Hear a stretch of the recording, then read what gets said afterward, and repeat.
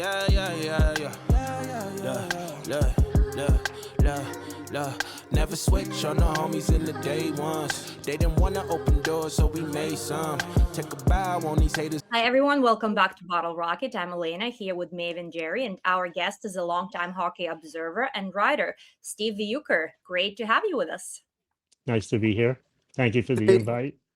Steve, what's your biggest gripe right now that we can fight about? Besides having to talk to you,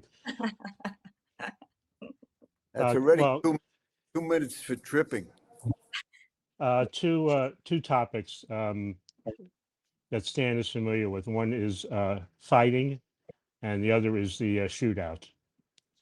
So you're the commissioner. What would you do if you had complete control to do anything you want? What would you do about fighting? It's never going to end. I know it's been cut down quite a bit. You know, the joke of I went to a boxing match and a hockey game broke out, I guess maybe is not true anymore. But there's still, you know, I understand. I mean, I played in the past roller hockey, and we had our guys when I was growing up who used to like to fight, and I understand that. What I would do is this thing about the predetermined fights where the two guys basically say we're going to go at each other. If that happens, I think the two guys should have to take off their helmets and fight without helmets, so fans maybe can see how pretty brutal a fight could be, which is how it used to be back before helmets.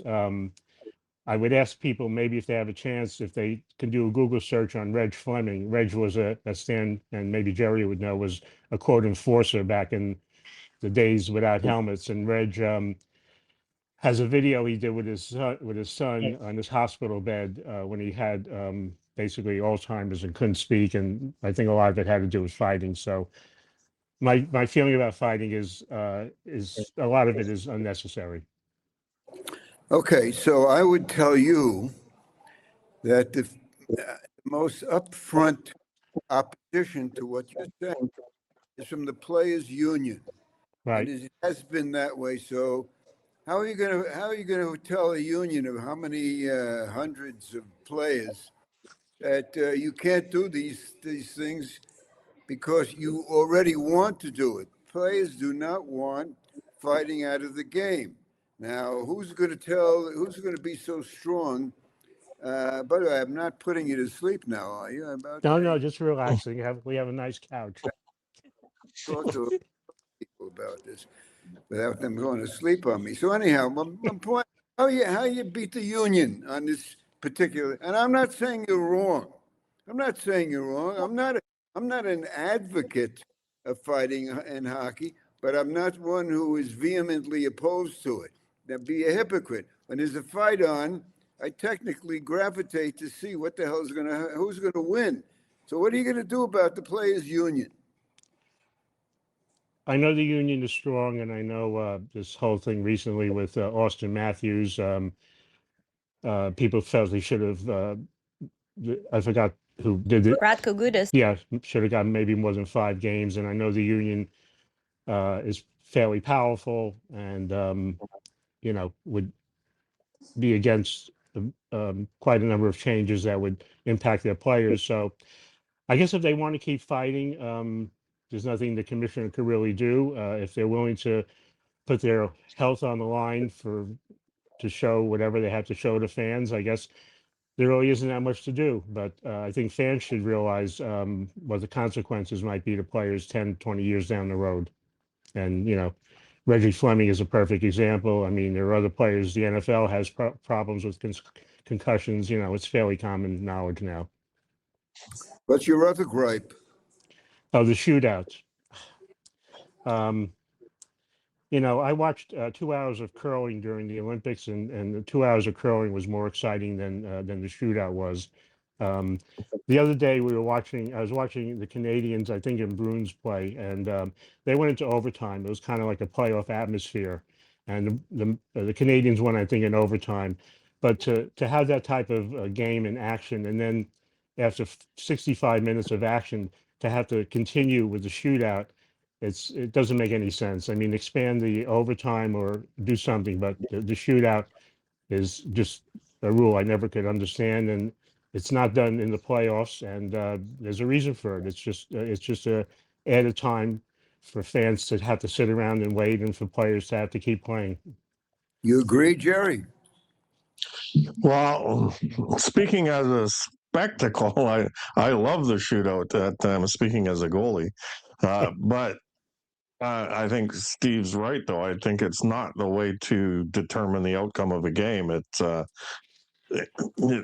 You run the risk of a team that's great in shootouts making the playoffs over a team that's not great in the shootouts, but more deserves to be there. So, that's my only problem with it. But yeah, I would extend the 3-on-3. I mean, that's a good way to determine the outcome of these games. As for fighting, I've got no problem if two guys go into a corner and are battling hard and they get super mad at each other, so they drop the gloves and have a bout. I've got no problem with that. But what, like Steve said, the predetermined fights, I don't like that. And what I really, really don't like is, and I can't even remember when it became a thing, but after a guy delivers a good, clean hit, he's got to fight. I don't get that. It used to be back in the day, you took the guy's number and you got him back later. You hit him just as hard as he hit you. So that's the fighting that I would want to see. And the one rule I would change is that stupid flipping trapezoid. Get rid of that. That drives me nuts. Do you know that in NHL history, there have been rules inserted to limit teams that are autistic? The Canadiens' power play was so great during the era when they won 5 straight Stanley Cups, which was 1956 through 1960, that if you got a 2-minute penalty, your team sent the guy into the box for the full 2 minutes. Didn't matter if whatever happened. And of course, the rule was that the rule was inserted because the Canadiens were so good. And I saw this at the Garden. 2-minute penalty. I saw the Canadiens score 2 goals because the guy had to stay in the penalty box. So they were so good that the other 5 teams lobbied this dumb rule that they have to be punished, and only you get a goal, the penalty comes out of the box. That was directly written into the rule book because the Canadiens were so good. Then you get Martin Brodeur, and I was covering the Devils at that time, and this guy was so good handling the puck that they had to do something to curb him, and that's when the dumb trapezoid was put in. So you got 2 teams that are so good that the league decides to legislate a rule against them. Now, I'm going to tell you one more thing because it's dear to my heart. You guys are both wrong about the shootout. Hockey is a game. It's very tough. It's an artistic game. And one of the greatest things in hockey is the breakaway. And I can't ever forget, Foster, you yelling, "It's a breakaway." And it's on the radio, I'm imagining. There's nothing wrong with what these writers like to insult it with a skills competition. What is wrong with having a skill ending, a very exciting skill ending, because you never know how these guys are going to do it, and have the game decided that way? So I say adding a skills competition that's exciting, and I can't see why you can't see a shootout as exciting, should be and belongs. And of course, I can assure you that it's not going to be changed no matter what these GMs want to do, and they're not wanting to do anything with it. It stays because the commissioner wants it to stay. And that's the way things are with hockey. Somebody was writing to me, fire Bettman because he didn't change this whole thing or didn't do something with the episode the other night, the knee on knee thing with Matthews. They got a bunch there who study these things left, right, and sideways to make it right. And then you have the union there backing it. If there's anything more that had to be done with the Matthews episode, it would have been done, but the union won't let them, and that's that. That's the way it goes. That's that. You don't like the shootout, don't watch it. That's that. That's an extra added attraction, and that's the way it's going to stay as long as Bettman is there. Well, I I, went. I personally don't like shootouts because of the nerves. But Why don't you? Why don't you like? What do you got against skill? I mean, they're necessary sometimes. I do think they're exciting to watch. It's just nerve-wracking. And I see both sides. Sometimes you want to see a full team performance, not just who's better in a shootout. But at the same time, I don't think they should take it away. As for the fights, I think they're necessary. I love fights personally. And I was actually disappointed with the Leafs not standing up for Austin Matthews. That hit basically ended his season, and Radko Gudas got what? A 5-game suspension? That's not enough. And it was just a phone call, not even an in-person hearing. I completely disagree with that. There's a Russian saying, "Трус не играет в хоккей," meaning hockey is no game for cowards. And I agree with that when it comes to fights. Helmets, no helmets. Obviously, I don't want players to get hurt, but I do think they need to stand up for each other and set the tone. At the end of the day, it's a contact sport. You got to remember one thing: nobody has taught and feathered anybody to go and play in the NHL. When you go play in the NHL, you know there are certain things that have been around for more than 100 years and more vicious back in the old days than now. So if you're going to play in the NHL, this is the way it is. I got a granddaughter who's playing hockey now, and she plays a pretty tough game. But you're not allowed to play tough when you're in the 17-year-olds. But guys are getting hurt all the time. Again, I come back to the union. You don't want these Matthew things episode. Do something about it. Don't just talk about it. But this is the way they want it, okay? And that's it. That's it. What are your thoughts on 3-on-3 in the Olympics, Steve? Do you think it's fair? Should it be 5-on-5? Just a quick to get back for 1 second to fighting to Stan's comment. Do you think the Olympics should allow fighting? It's the players' game, and it's the game of the International Ice Hockey Association. Let them do what the hell they want. I thought 3-on-3 was absurd. But we won, so the hell with it. It's a great thing. It's like the shootout. I love shootouts when my team wins, and I don't like shootouts when my team loses.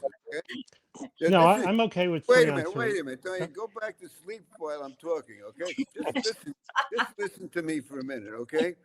By the way, before I forget, you might hear a cat meowing in the background. So go ahead, Stan. The cat's meow. That's what my father used to say.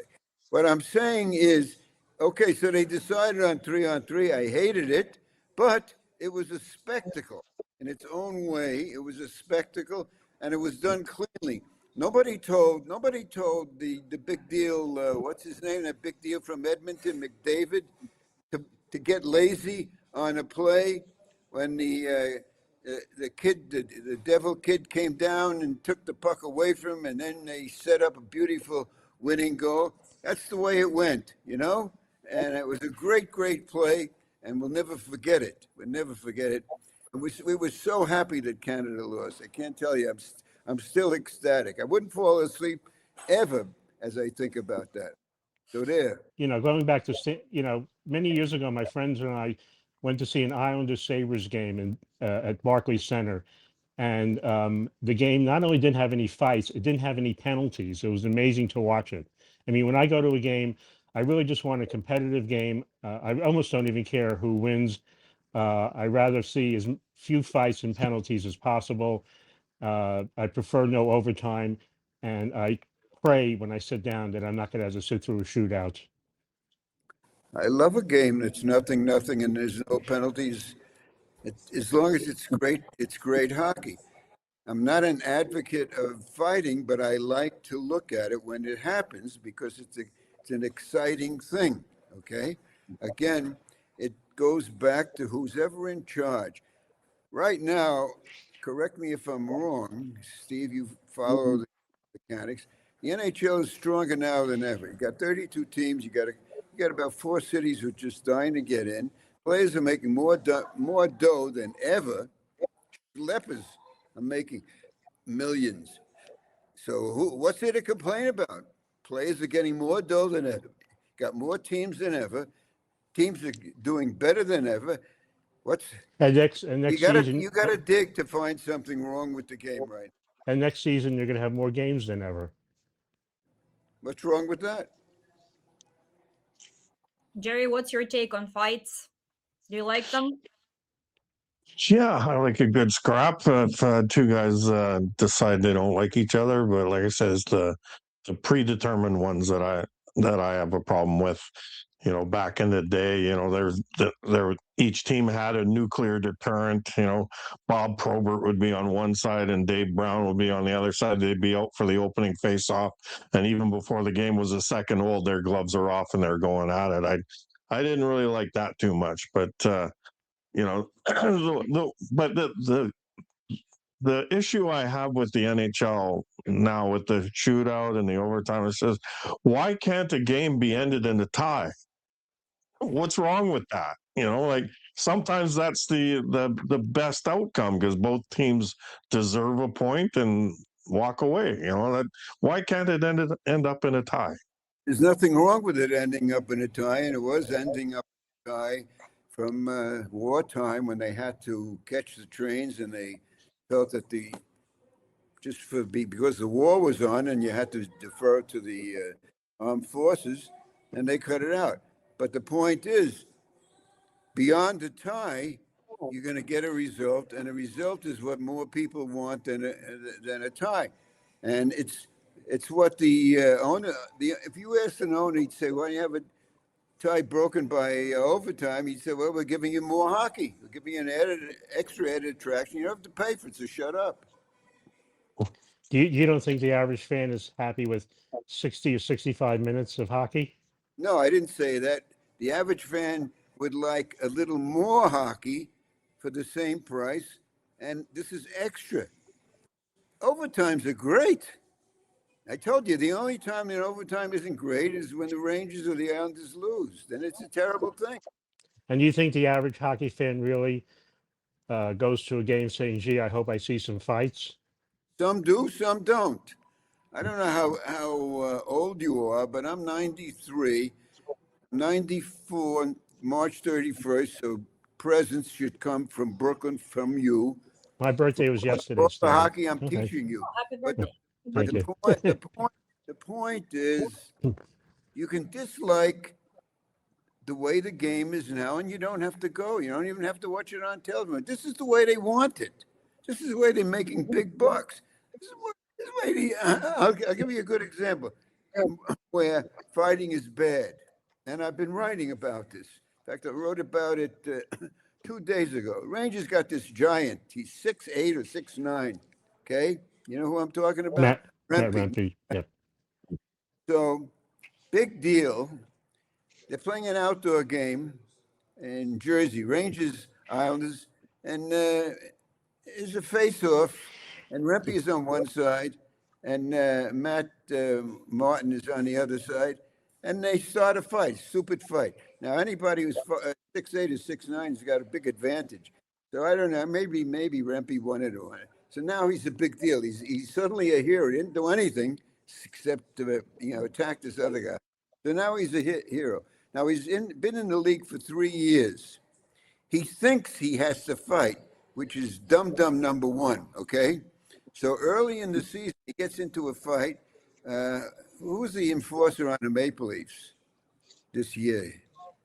Max Domi? No, it's a big guy. Ryan Reeves, he's not on Leafs anymore. He's with the Sharks now. But he was on the Leafs. He was, yes. He got traded. He had a fight with Rempe. Yeah, and Rempe got his butt handed to him. The whole point is, here's Rempe. He has enough talent to be useful. Okay, he got the crap beat out of him by Matthew from Columbus. Beat him. He was so beat up that he couldn't even get off the ice. Okay, so he fights a little bit more. So now he's in a position to make the team. They had a good fourth line, a crash line like the Devils used to have, and these guys were pretty damn good for what they were doing. So stupid Rumpy, gets into a fight with Reeves, and what does he do? He breaks his thumb. He ruined his entire season because they put him back in too soon, and it was damaged again. So a whole season for this guy is Zippo because he got into a stupid fight that he didn't have to get into. So in that case, the fight was idiotic. And if that line was intact, that crash line could have been the difference from them making the playoffs because they couldn't get somebody just like him in there where the line was just right. How stupid can that be? That to me, to answer Steve, he could have saved the season for his team. And You he know, ruined it. He ruined it because he thought it was so important to get into a dumb fight and establish absolutely nothing. you know, when you do your columns and you look back at hockey history and Rangers history, it's kind of fun in a way to read it, but if possible, you always like to include some vintage fights. So I mean, going way back, you know, you basically, talking to Stan, you basically have accepted fights, and to some degree, you know, you've appreciated the players who've been involved in them. I'll tell you what you're telling me. Some of the best episodes in hockey have been fights. Muzz Patrick kicking the crap out of the great Eddie Shaw. Lou Fontinato and Gordie Howe virtually ending Fontanato's reputation. These are important events in the history of the game, and I can go on and on about memorable fights. That's part of hockey. You go back beyond, go in the earlier days when, in the 20s, hockey fights were enormously important. That's the way it was. Hockey's origins in Canada included fights. That's the way it was. You Because, also, because it's a contact game played with sticks that are sometimes used on people's head. I believe, you weren't really in favor of mandatory helmets either, were you? No, well, like Eddie Westfall said, if nobody wore a helmet, there wouldn't be injuries to the head because players would respect each other. The only time anybody got hit in the head was in a stick fight. Cal Gardner, Kenny Reardon. Others, Muzz Patrick, the Phil Watson one, when Eddie Shaw went after Phil Watson and Muzz Patrick beat the crap out of him. Didn't Ted Green hit somebody over the head with a stick? It's a Yes, famous. and the other guy, Wayne Mack, over the head. Mackey. Yeah. Ted Green nearly got killed. Right. I mean, you're a defender of the commissioner. I know that. A defender of the guy who made the game better than ever, expanded it, put teams in Florida. Nobody believed. Canadians mocked him for putting a team in Anaheim. What the hell you want to put a team in Anaheim? That's not a hockey town. Now it's a hockey town. In fact, they might even win the cup. So I'm a defender of the guy who's made the game better for me as a watcher. Actually, I guess one topic that's come up is this whole thing about betting. I don't know how everybody feels about it. It's the NBA just signed a deal with a prediction company, which is like the next level of betting. And obviously, there's some negatives to betting on games. I don't know if anybody is in favor of all this sports betting. Yes, Jerry, what do you think? You like betting in hockey? Well, it's betting has been going on forever. So, it's just out in the mainstream now. And then since it's been made legal in a lot of places, so there's no stopping it, but it opens up a Pandora's box where, like the 1919 Black Sox scandal, the gamblers can get into the players and corrupt the whole game. And so, that's what you got to guard against. Yeah, it's one of those things where I don't like it, but I accept it because it's inevitable. You can't do anything about it. So basically, I'd like to ask Steve, the current state of the Rangers. You being in Brooklyn, you must be following the Rangers. And I want to know what you think of the current ownership and management structure. I just realized, I'm not going to do it now. My friend yesterday gave me a Rangers jersey for my birthday. I'm sorry, I should have wore it. Maybe I can get up and put it on. But You needed permission from us, uh, okay? I mean, I grew up playing roller hockey in Brooklyn. A few years after Stan, and we used to go to Ranger games. I never got to the old Garden. I remember going to it's 50 years old now, the new Garden, and I remember our seats were $2.50 back then. And by the way, there's a funny story with Reg Fleming. When my friends and I were downstairs one day before the game watching the practice, Reggie came up and hit a slap shot right at us. I mean, it hit the glass. And when he skated away, he looked back and waved and gave a smile. So anyway, I don't really, I mean, I follow hockey. I watch hockey games. I really don't, honestly, on some level, I root for the Islanders a little more than the Rangers for personal reasons, without boring everybody. My wife and I got invited to Stan's 90th birthday party in Manhattan, where we met one of the Islanders owners. His name just escaped me. Don Ledecky. Yeah, and then I went to see Stan's 90th birthday celebration at UBS in Ledecky's luxury suite, and when the Islanders scored, he gave me a high five. So it's kind of hard to root for against a team where the owner gives you a high five. But I follow everybody, and I know the Rangers have been, less than ideal the last couple of seasons. I know Jim Dolan is not exactly going to be the favorite owner, but I did do a column saying personality wise, he's on the bottom of the barrel. But as a sports owner with the Knicks and Rangers, there have been a lot worse owners. The Knicks and Rangers usually are competitive. And I think in general, he spent the money and tried to build a winner. So I'm not totally against a Jim Dolan. I just think there are better owners, but there are also a lot worse owners than Jim Dolan. I know that's not too popular in New York. Your Rangers jersey, can you show us, please? Oh, the jersey? Yeah. Yeah. What number is it? I don't know if it has a number there. So no number. Beautiful. Yeah. Classic. Yeah, it is. Unfortunately, I'm not going to be able to wear it to a game because I literally can't remember the last Rangers game I went to, basically because of the prices. If I go to any games, it's basically the Islanders. We used to go to Barclays, and now we go to UBS. I like the Devils a little, but commuting to Newark is just, so UBS is basically where we go. I mean, it was nice to have the Islanders in Brooklyn for a couple of years, but I think everybody knew that wasn't going to be permanent.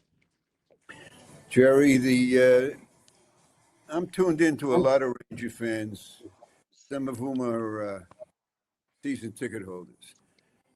Wasn't very long ago, you could look it up. A couple of years ago, the Rangers finished first overall. They won the President's Trophy. They were the best team out of 32 teams in the league. That's a hell of a feat, right? So the next season after that, which was last season, they couldn't make the playoffs. Now, how does something like that happen?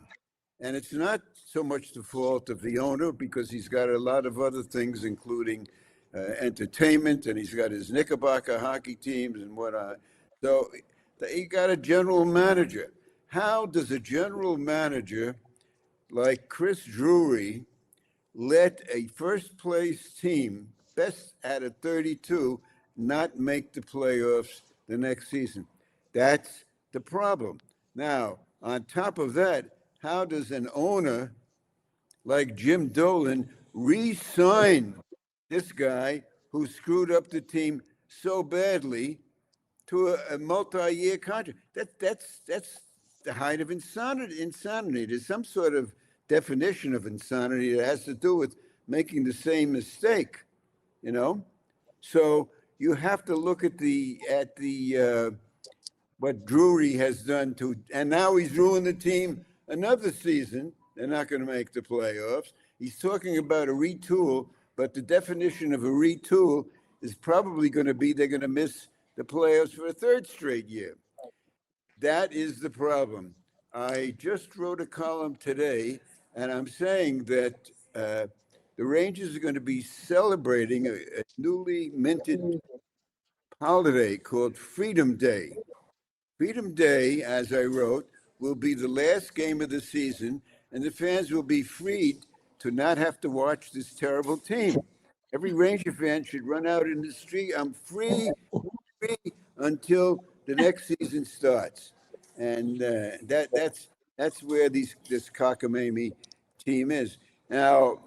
In a way, Chico Resch, my dear buddy, who's now been doing Devils for a long, long time, Chico made a very good point. Sure, we all want to see the Rangers lose, but it's good for the league if the Rangers do well, because they're in New York and they've got a great history. And this year they decided to celebrate their centennial year with one of the most disgusting seasons in history. If you're a New York fan, though, you also have to deal with the ineptness of the football giants, the football Jets, the Yankees, who haven't won a title in about 20 years, the Mets, who usually collapse, the Nets, who are probably the worst franchise in sports. So the Rangers, on that level, are kind of in the middle in New York. I mean, try telling that to a Ranger fan who's spending a fortune. Yeah. The Maple Leafs haven't won a Stanley Cup in 60 years. Oh, here we go again. Well, we will franchise out the celebration. The Leafs want to be part of it. We have 13 cups. Still something. And it might be another, maybe not 60 years with the Maple Leafs, but it doesn't look like it's going to be anytime soon now. Next year's our year. I'm convinced. Stan would know this. In Brooklyn, they used to have a saying, didn't they? Wait till next year. Wait till next year with the traditional cry of the Brooklyn baseball Dodgers, because we did have a football Dodgers, from 1920 when Brooklyn won the pennant, but not the series, through 1941 when we won the pennant, and some freaky play involving a pass ball, we were beating the Yankees that year in 41. But Brooklyn from the 20s up to after we won the World Series, it was like a very, very unusual place in the entire universe. We had our own language, we had our own wonderful characters, the Brooklyn Dodgers. We had one ballpark named Ebbets Field, and we had at that time the best announcer in baseball, Red Barber. I was very lucky to grow up in that particular era. And its own newspaper. More than one. We had the Brooklyn. Also had a newspaper called the Brooklyn Citizen, and on Sunday afternoons, after my father and I would take either to Ebbets Field or see the Bushwicks play, we go downtown, and the Brooklyn Citizen was right in the middle of what would be the Times Square of Brooklyn, and they have big blackboards with all the baseball games, and the score was put in with white chalk. That's how we saw the other games on Sunday afternoons. What's your take on the NHL point system right now? Do you think it's fair? You mean changing from 2 to 3 for a win? Yeah. A win in regulation. Ask the head of the union, the guy who was the mayor of Boston. Ask Bettman. Ask the players. I don't see anybody jumping up and down and saying, we got to have 3 points. We got to have 3 points. Maybe it makes sense, but it's the power brokers who decide these things. And until we are awarded, we're allowed to be on the board of governors, we have to do it on here. What about you, Steve? You want 3 points? I just think things would be easier if after an overtime, and there wasn't a winner that, and there was a tie that each team got a point.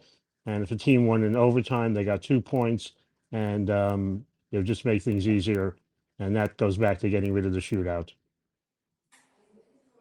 I Who says mean, life? back in the day, Who says life has to be easier? back in the day with the By the NHL, way, it do used you to have a car? do I? No. Okay, so you see, it's like you don't have a car. It's not easier for you. If you had a car, maybe it would be easier from here to go to Toronto in a snap, not wait for Amtrak. So, who says it has to be easier? Life's a battle. By the way, this whole thing about tanking, everybody was saying, "Oh, gee, I hope the Rangers keep losing so they get the draft choice." I mean, there might be a couple of teams who do that, but I really think most players go out in every sport to try to win the game. I don't think they really go out and say, "Gee, I hope we lose so we get a draft choice." I really, think that's getting The really dirty absurd. dumping, we called it dumping in Brooklyn. Dumping is dirty. You tell me what team is dumping now. Show me. Give me evidence. In the NHL, We're talking hockey, aren't we? We're not well, I don't know. I mean, talking. We're not talking curling. I don't. Well, Stan remembers back in the day in the 50s, there was a huge college basketball point scandal, which hurt a lot of players. I don't know how many teams in the NHL were losing on purpose. I would hope the answer would be none. It Who doesn't says seem like it does. who says any team in the NHL has lost on purpose? Give me Exhibit A. It's hard to tell. I don't think. I would hope none. I don't I know. would You're I hoping would for think that. none of You them. brought something up that want to know. This team dumping or that? I don't know. I want to know. No, because Oh, people in every sport now are hoping teams lose for draft choices, and so they get the draft choice, and it usually really doesn't mean much. I don't think the Rangers go on the ice and say, "Gee, I think we better lose to get a draft choice." I think that's really kind of insulting. I don't think any player at this level would ever purposely just go out and lose a game. They're just too competitive. But fans want teams to tank. Like, as a Leafs fan, I get it. What's the point? Just wrap it up and tank. But players can't really do that. So it's actually pretty hard. It's also sometimes hard to lose on purpose. I mean, it is. in the 35 years that I played hockey, I played against a few NHLers. I played against Tiger Williams, Byron Ritchie, Matt Cook, Cliff Ronning. Yeah, and the one thing that I noticed about them when I played against them is that they are hyper competitive. Even in the level, like it's just casual hockey or beer league hockey, they didn't want to lose. Like Matt Cook played as hard as he could, and it was a beer league game. And so I can't see any team in these days because they work so damn hard to get to where they are. They have to have that competitive edge, and you just can't flip a switch. You can't turn it on and off. It's so, I, I would seriously doubt that any team is tanking on purpose simply for the fact that they want to win, and you cannot suppress their will to win. You can't. It's just impossible. So, that's my 2 cents on the matter. They play very hard, and they do want to win. I was jolted when I heard Matt Cook's name. He was one of the dirtiest players I've ever seen, and I still hate him for the way In he the hurt. beer league game, he took a run at one of our centers. So yeah, he was dirty even then. But listen, the league has worked to eliminate this tanking crap. You know what the odds? Steve, you know the Islanders got a defenseman named Matthew Schaefer. Ever hear of him? Yes. Do you know what the odds are that he would get picked first overall the way the system worked? He beat incredible odds. You know that? No, I wasn't aware. I wasn't really aware of him until honestly, Well, the last couple of months. it was the steepest possible odds. So all the guys who thought, well, we got a good chance here. You didn't have a good chance, even had the great odds. You didn't have a good chance because they have a system with the balls and whatever. And the Islander guy, incredible odds. He won. But I do have a quick question before I forget. I just excuse me if I'm kind of naive, but how did Jerry get the nickname Teabag? Is that something you can say like on the air? Yeah. Yes, it's actually quite innocent. I, I'll tell you when we're done. It's a Okay. kind of a long story. He just had a rough game in net, and that's kind of how it started. So basically, everything was going in on him like a teabag. Jerry, of all the guys in the league now, pick one guy who would earn the nickname Teabag. Oh man, You have earned. the goalies in the NHL now are so good. Even to be crappy in the NHL, you got to be a phenomenal goalie, just to get there. But it's if I had to, well, right now Tristan Jerry for Edmonton, who they traded for to improve their goaltending, he's been a bust. His numbers are below, like not even below average. They're terrible. So, I think right now that Edmonton's still got that same problem. They can't get good goaltending. Yeah, Connor Ingram not the answer. Calvin Jerry, Pickard, I don't know where he went because he always played really well when he got the chance, but I don't know, for some reason they don't seem to like him very much because they're trying, they keep bringing in these other goalies to play ahead of him, and I don't get it. But yeah, Tristan Jerry he's really fallen off a cliff since he got to Edmonton.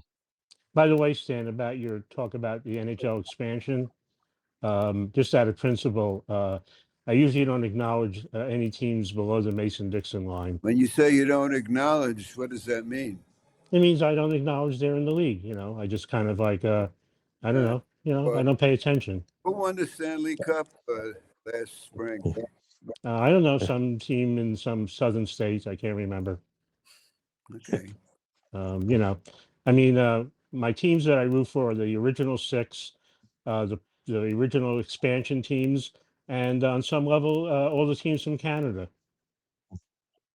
Well, Your maybe they, Yankee yeah, going. I think maybe we'll petition the players' union because they're so important, and the commissioner to divide the league of teams above and below the Mason line, and in the final, there'll be a Stanley Cup winner and a Mason Cup winner. Okay. I mean, We'll leave Dixon out because he invented the shootout. I wouldn't mind, I'd love to see the Sabres win the Stanley Cup this year. The Canadians win it. That would be good. I mean, the Bruins, the Red Wings, on and on. Well, I don't I'm know. a little tradition I bound. don't know. I just like the fact that Edmonton's goalie's nickname is T-Bag. T-Bag Jerry, right? Yeah, Jerry. Yeah. Oh, one more little issue I have, and Stan, I know, I think This is agrees an on this. item. Send this up to the Edmonton Journal. The fact Great that nickname for your lousy goalie, T-Bag Jerry. the fact that announcers now call the sideboards and backboards the wall. I don't know when that started. Terrible. You're right. We finally agree. Terrible. And the crease is now the blue paint. I hate that. Hate the blue. It's a crease. What are you taking the crease away from us for? What did we ever do to you? Crease is now the paint, and the wall used to be a boards, right? It was boards Yep. for a reason. By the way, also the term one timer. That's Yeah. kind of relatively new. But that's fairly minor. I mean, I like all four major sports, but I really don't watch basketball much anymore. Football is becoming very tiring to watch. Baseball is becoming almost, unwatchable. So out of the four major sports, I think hockey is the one where when I turn it on, I sort of know what to expect, that the game will be over probably, 2.5 hours or so. And, or if I go to the game, I know basically when I'll be able to get home. I won't have to worry about, extra innings or all that stuff. So on a scale of 1 to 10, I give the NHL I don't know, maybe an 8. I have some issues, but in general, I'm okay with how the games are played. I have to tell you what you reminded me of. Both you and I played roller hockey in Brooklyn. We only had one in Brooklyn. You could only get the ice at 11:30 at night, and we loved roller hockey. We considered roller hockey our version of ice hockey, and that's it. This is it. It's the same thing. So we were playing. This is before Steve. I'm 93 now. This would have had to be 1950, and we had our own rink. It was a Catholic schoolyard at a smooth surface. The team was called the Wizards, and in this particular game, a guy named Jerry Berger, who was a grease monkey, Jerry used to come to the game wearing his grease monkey suit, and because he used to work in the mornings. Anyhow, Jerry Berger sent a pass across the rink to me, and not knowing any better, I took a swing at it, and I scored the only goal I ever scored in my life in roller hockey. I played a lot of roller hockey. And years and years later, I was telling somebody about it. He said, officially, you know what you did on that goal? That was a one-timer. Well, it was a one-timer, but nobody knew what the hell a one-timer was. So I want to be in the Hall of Fame as the guy who invented the roller hockey one-timer. But By since the there way, is Hockey Hall of Fame, but that's what who knew from one time, and now he's telling me we Yep. shouldn't know.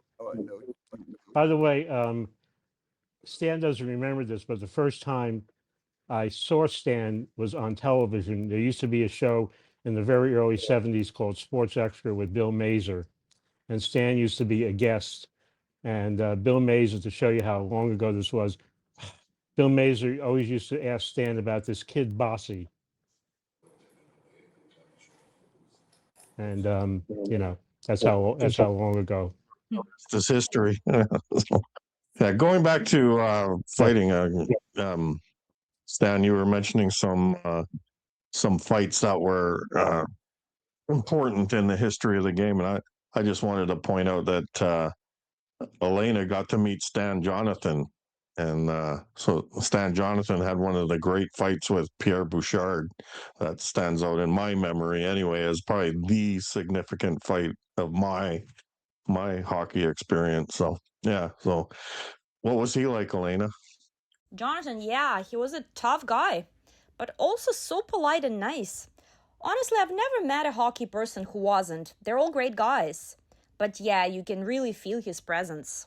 First of all, Jonathan was not a big guy, just like Ty Domi and your buddy Cook. I don't know about Cook, but anyhow, he was fighting. Of course, he was on the Big Bad Bruins, but he was a great fighter for whatever size. He was a fearful fighter. I was a big guy. And when when a little guy, no matter how tough he is, beats the crap out of a big guy, that was a significant part of the Bruins, just like it was later with the Philadelphia Flyers. And Jonathan was an archetypical Don Cherry guy. Fight anybody, anytime, anywhere, and that was also a fight that goes down in history because you remember it and because of the kind of fight it was. The interesting thing about Bossy is Mike Bossy, was a very, very interesting personality. He was in some way he was a great guy, but he could be charity. I was involved with a very embarrassing episode with Bossy because he came to the island and what was he right away? He's scoring goals left and right, and he came from Montreal. And what the hell did I know? I had to do an interview for CBC or something. Was standing at center ice. This was pre-recorded. Was standing at center ice, and I say to him, "Do you mind if we do this in English?" And he says, "No, I'm not French. I'm Swiss."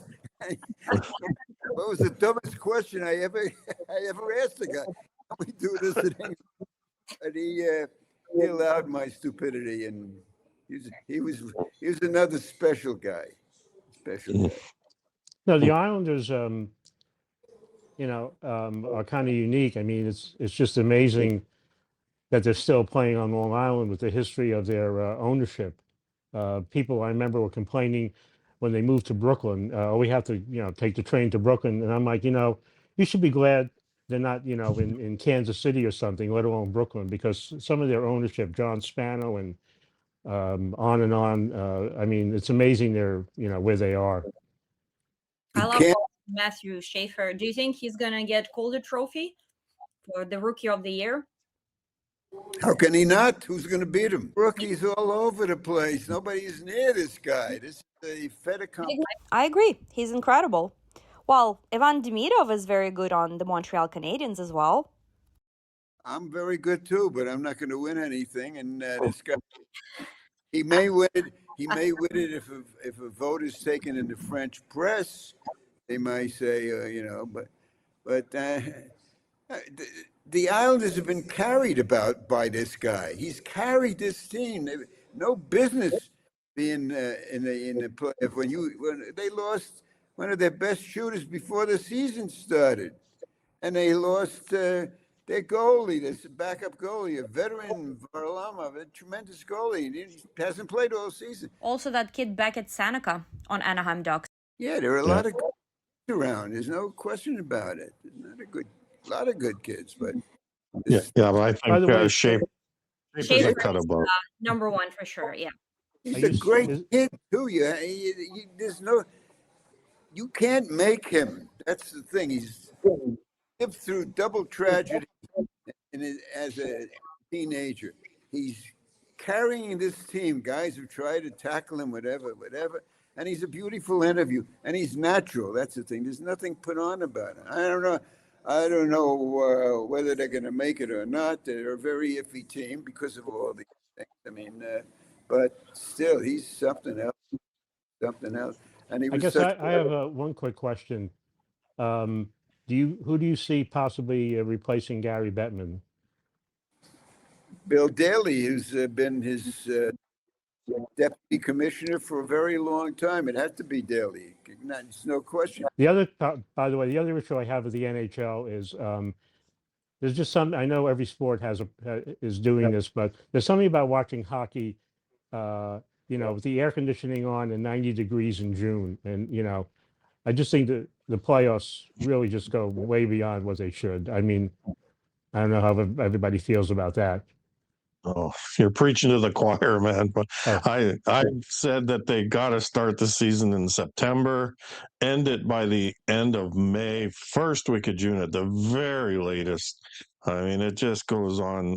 It goes on into July now, and and then the problem is, like, the team that wins it, they only get a few weeks off, and they're back in training camp. So it's I mean, baseball goes to early November now. The World Series is over the first week of November, and baseball starts the season next week, March 25th. It never was before April. Yeah. So I'd like to go back to the Chris Drury thing. Stan was talking about why Jim Dolan would re-sign him after they missed the playoffs. And I just remember back in 2011, Canucks go to the Stanley Cup final and get ripped off by ought to be kicked out of the NHL Boston Bruins, and I can't remember even who the general manager was at the time, but the next year they won the President's Trophy again, but got knocked out in the first round by the LA Kings, who ended up going to win the Stanley Cup. And then the next year they fall off a cliff, don't make the playoffs. And it's been a run of general manager after general manager. And finally they picked Patrick Alvin and Jim Rutherford to fix the problem. And this year the Canucks are not only last, they're last by like 12 points. So I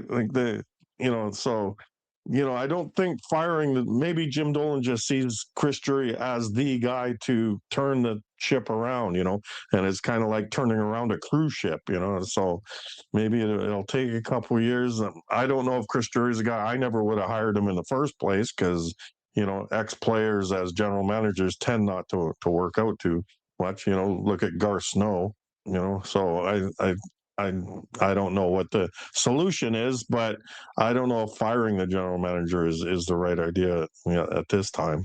What do you think? Well, first of all, the point is making money. Does the club make money? That's why they're in business. And the Rangers, up until this crash about a month ago, sold out every single game. Every single game. So the Rangers make money. Point here, which I think is important, is there are people that are basketball guys and there are hockey guys. And Jim Dolan happens to be the owner of two major league teams, the Knickerbockers and the Rangers. He is a basketball guy through and through. If you look at the television set where the Knicks are playing, Jim Dolan is sitting right in the middle, right in the front at every single game. That's how he goes to hockey games too. But the point is, he's a basketball guy.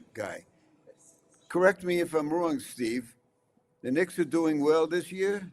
I believe so. Never mind, believe so. You can say yes, they're doing well, and I wouldn't hit you in the head or something like that. They But had a period where they were absolutely awful, and they have turned it around. Knicks are doing well. Jimmy Dolan is happy.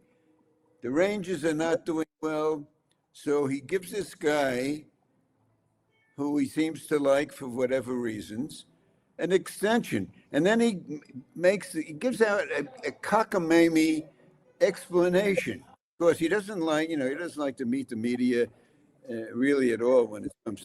He did it once that I know this season, and then his explanation. He says nobody loves hockey more than Chris Drury. Now you can't say he's a winner because the last season he missed the playoffs. They're going to miss the playoffs this year.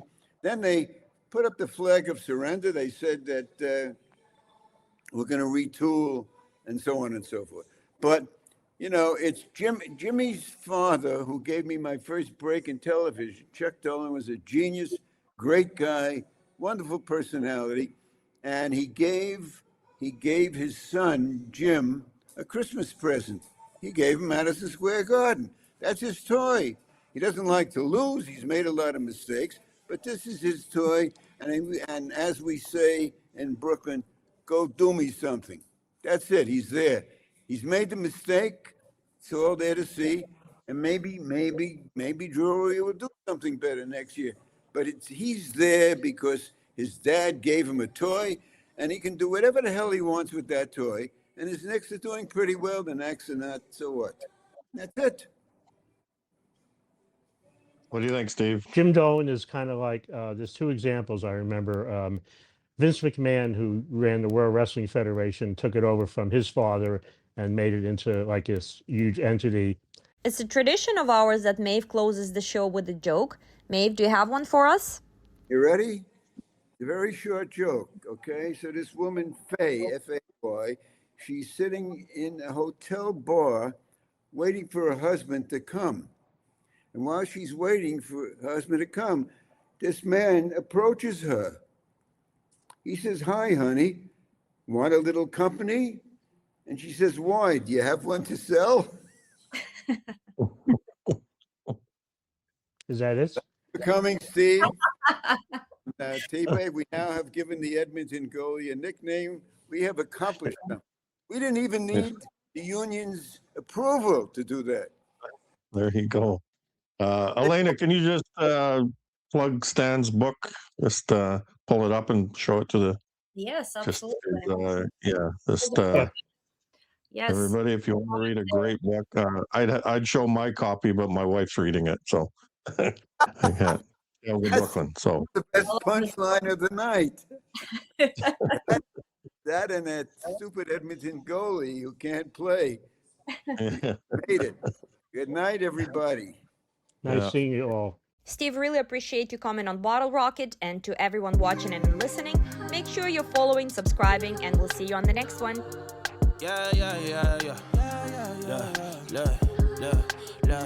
Yeah.